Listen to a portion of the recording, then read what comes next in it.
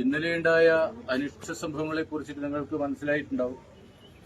ആനയുടെ കണ്ണിലേക്ക് ലാസർ രശ്മി ആരും അയച്ചിട്ടാണ് ആന ഇങ്ങനെ വരേണ്ടത് എന്നുള്ളതാണ് നമുക്ക് മനസ്സിലാക്കാൻ വേണ്ടി കഴിഞ്ഞത്. ആരാണോ അതിന്റെ പിന്നിലെന്നോ അതിലെ അറിയാതെ കണ്ട് സംഭവിച്ചു പോയതാണോ എന്നും പറയാൻ വേണ്ടി പറ്റില്ല. വട്ടപ്പന്തലിലെ മുഴുവൻ ഭക്തജനങ്ങളും ഒരുതരം വിഭ്രാന്തിയോട് കൂടിയിട്ടാണ് നിന്നിരുന്നത്.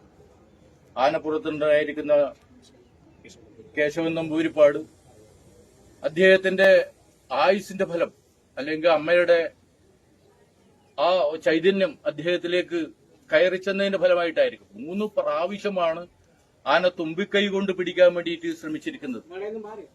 നമ്മളത് കണ്ടതാ.